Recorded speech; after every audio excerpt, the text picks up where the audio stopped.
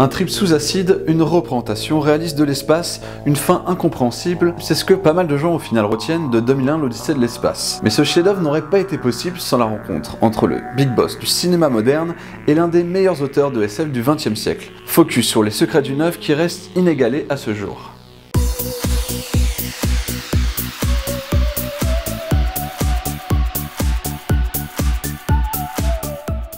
On l'avait vu sur le premier épisode, les aliens dans les années 50-60, c'est pas vraiment la joie.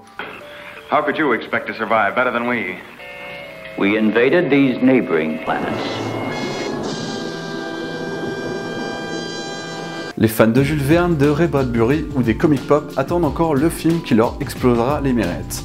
Et étrangement, c'est un réalisateur surnommé l'Enfant Terrible qui va sérieusement s'intéresser à la question. Here's Johnny. Non, c'est Stanley Kubrick. En janvier 1964, Stanley Kubrick vient tout juste d'achever Dr Folamour, qui surfe sur les peurs d'une apocalypse nucléaire. Lors de la production du film, Stanley Kubrick avait pensé à raconter l'histoire du point de vue d'un extraterrestre qui observerait la fin tragique de l'humanité. Bon, l'idée fut abandonnée en cours de route, mais le réalisateur garda l'idée dans un coin de sa tête. Le réalisateur doit trouver maintenant un nouveau projet et il y a alors énormément d'écrits en rapport avec les aliens. Après avoir discuté avec un ami, il décide de contacter Arthur C. Clarke en février 1964 pour lui proposer de faire le film référence de science-fiction, The Good Proverbial Science Fiction Movie.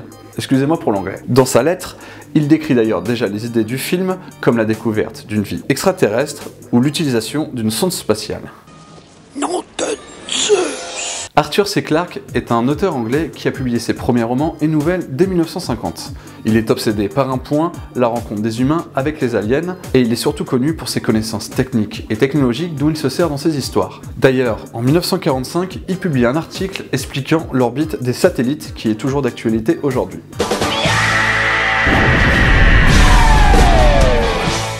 Kubrick et Clarke se rencontrent le 22 avril 1964 au Traders Vic, restaurant mythique de New York, où la conversation entre les deux hommes dure plus de 8 heures. Un mois plus tard, le réalisateur et l'auteur tombent sur un accord.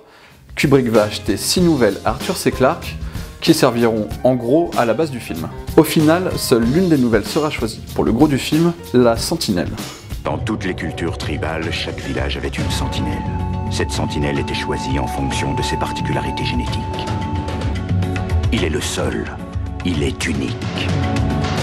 Bref, rien à voir, cette nouvelle de 1951 raconte la découverte d'un objet alien sur la Lune.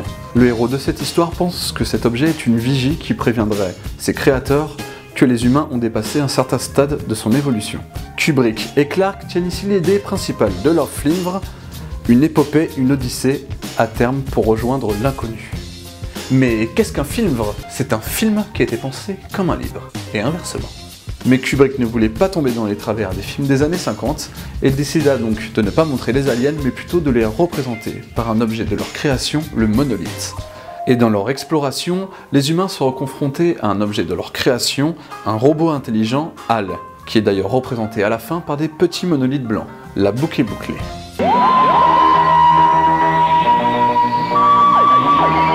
Début d'année 1965, le roman est plus ou moins achevé et Kubrick décide de le déposer au studio MGM qui vont produire le film.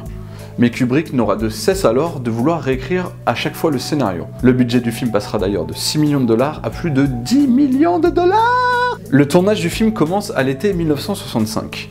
Kubrick va s'entourer des meilleurs pour créer les effets spéciaux et notamment Douglas Trumbull, créateur du motion control. Il s'agit en fait de filmer deux choses séparément pour que la lumière soit adaptée sur les deux plans.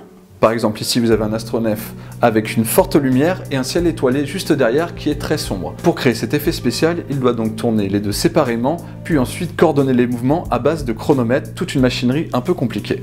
10 ans plus tard, les élèves de Douglas Trumbull amélioreront son système pour créer ceci.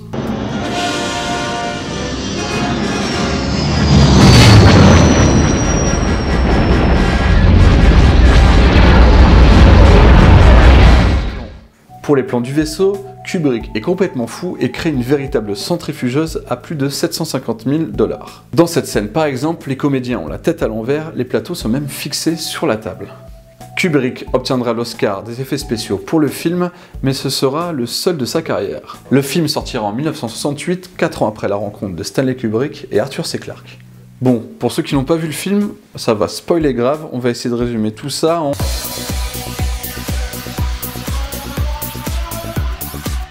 Début du film, en Afrique, il y a 5000 ans, des singes s'amusent. Homo sapiens. Ils trouvent le monolithe, sorte de machine à apprendre. Un jour plus tard, un singe crée la première arme de l'histoire. Quelques millénaires plus tard, en 1999, le Dr Floyd se dirige vers la Lune car on a trouvé un monolithe dans un cratère. À l'approche de l'équipe de scientifiques, l'objet envoie un signal très étrange.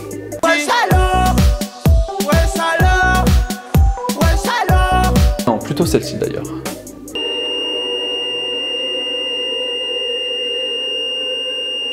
Deux ans plus tard, en l'an 2001, deux astronautes, Frank Poole et David Bowman, veillent sur un vaisseau et une équipe de scientifiques en direction de Jupiter, aidés par HAL, un ordinateur intelligent.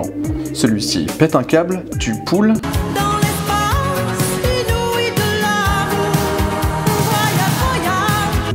et est débranché par Bowman.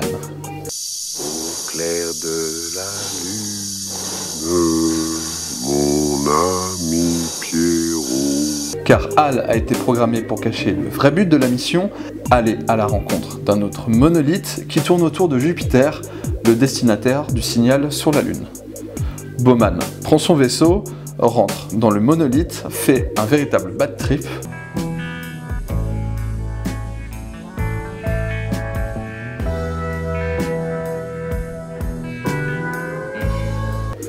Et se retrouve dans un appart du 16e arrondissement. Il vieillit en 2 minutes, meurt et renaît alors au-dessus de la planète Terre.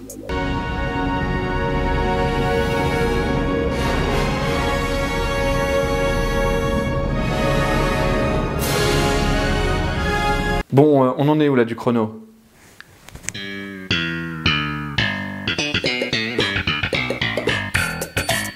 Bon, vous avez tout compris, je caricature un petit peu, mais toute la dernière partie est mystique et c'est la volonté de Stanley Kubrick. En effet, les relations de Kubrick et de Clarke se sont assombries pendant le tournage, car Kubrick, en éternel insatisfait, revenait à chaque fois sur tous les éléments du scénario. Kubrick décide de zapper un chapitre entier du scénario de Clarke, contenant des explications après la révolte de HAL et sur la mission cachée. Arthur C. Clarke avait achevé son livre d'ailleurs au milieu de l'année 1966 et Kubrick obligea la maison d'édition à détruire les premiers exemplaires qui avaient été lancés. Kubrick décida de supprimer le commentaire audio de Arthur C. Clarke qui devait apparaître dans le film et il le critiqua ouvertement sur ses choix de scénario dans son livre.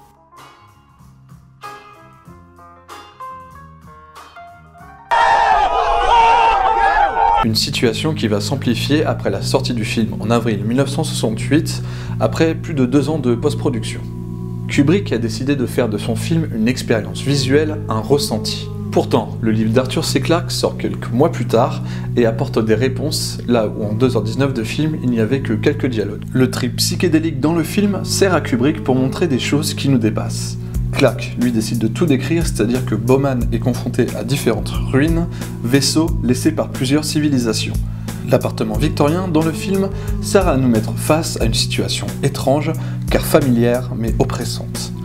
Dans le livre, Bowman comprend qu'il s'agit en fait d'une pièce fabriquée à partir d'émissions de télévision captées par le monolithe pour le mettre à l'aise. Kubrick choisit enfin de faire vieillir Bowman pour le faire renaître, là où Clarke fait le cheminement inverse en lui rappelant toute sa vie. Et voici ce qu'écrit Clarke à la fin de son livre lorsque Bowman, le héros, achève sa transformation. Là, devant lui, comme un jouet brillant auquel nul enfant des étoiles n'aurait pu résister, flottait la planète Terre avec tous ses habitants.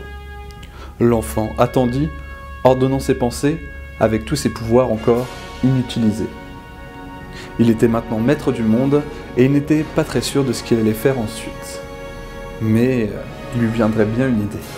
Et c'est là qu'on découvre le génie de Clarke, c'est que le singe du début pense exactement à la même chose dans le livre. Les aliens ont donc conduit l'humanité à un nouveau stade de son évolution, le surhomme, d'ailleurs chargé maintenant de veiller à la destinée de l'humanité. Alors, quel est l'héritage aujourd'hui de 2001, l'Odyssée de l'espace ? 2 films de SF marquants sortiront 10 ans plus tard, Star Wars et Rencontre du troisième type, et c'est ces 2 films qui vont conduire la SF vers le grand public, car 2001 est exigeant, voire intransigeant. D'ailleurs, les critiques ont été assassines, mais le film a été sauvé par la communauté hippie, qui est venue voir en masse la fin du film, cette séquence psychédélique. Kubrick réalisera encore des chefs-d'œuvre comme Shining ou Orange Mécanique, alors que la carrière de Clarke démarre vraiment. Il lancera sa série Rama, qui est considérée comme son chef-d'œuvre, et d'ailleurs aussi les suites de 2001, mais il est surtout connu pour faire des apparitions sur les plateaux télé en tant que conseiller technique et scientifique sur l'espace, un véritable showman. Mais les 2 hommes resteront en froid jusqu'à la mort de Kubrick en 1999. Kubrick dira à la fin de sa vie à un ami qu'Arthur C. Clarke a été le collaborateur le plus intéressant avec lequel il a travaillé.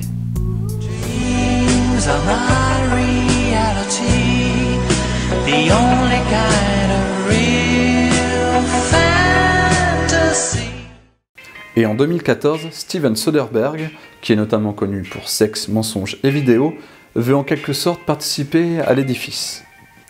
En énorme fan de 2001, il se lancera un défi, réaliser un nouveau montage pour le film de Kubrick en coupant plus de la moitié et en centrant l'histoire sur Bowman et Hall.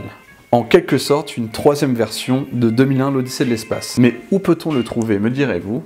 Malheureusement, les ayants droit de Kubrick ont demandé à Soderbergh de supprimer le montage de son blog, et il est aujourd'hui complètement introuvable. Je peux l'atteindre. Je peux presque le toucher, père. Indiana, laisse-le.